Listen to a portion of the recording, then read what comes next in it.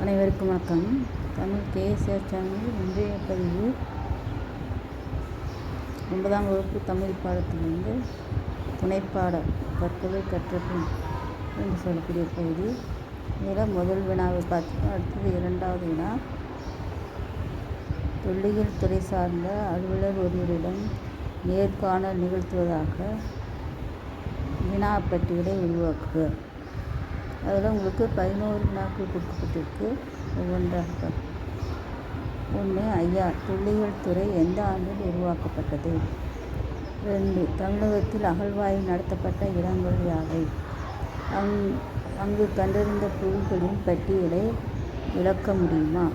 தொன்மையான இடங்களை ஆராய்ந்ததில் நம் தமிழர்களின் நாகரிகமும் பண்பாடும் எத்தனை ஆண்டுகளுக்கு உட்பட்டவாய் உள்ளன?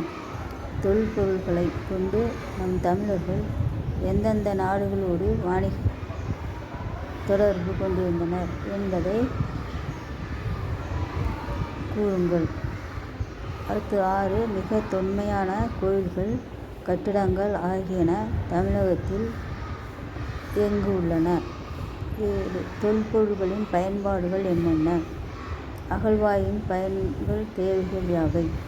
தமிழ்நாட்டில் முக்கியமான தொல்லியல் ஆய்வாளர்களின் பெயர்களை குறிப்பிடுக. தொல்லியல் சார்ந்த படிப்புகள் யாவை? 11. மாணாக்கர்களுக்கு தொல்லியல் சார்ந்த படிப்புகள் எவ்வகையில் பயன்படுத்தப்படும் என்பதை விளக்கமாக கூறுக என்று சொல்லக்கூடிய பகுதி. அடுத்தது இதிலேயே இன்னொரு வினாக்கள், 3வது வினாவிற்கு வினா எண் 3. உங்கள் ஊருக்கு அருகில் உள்ள தொன்மையான இடத்தை பார்வையிட்டு குறிப்பிடுக. எனது ஊருக்கு அருகில் உள்ள தொன்மையான ஊர் பாரி மன்னன் ஆண்ட பரம்புமலையாகும். தற்பொழுது பிரான்மலை என்று அழைக்கப்படுகிறது.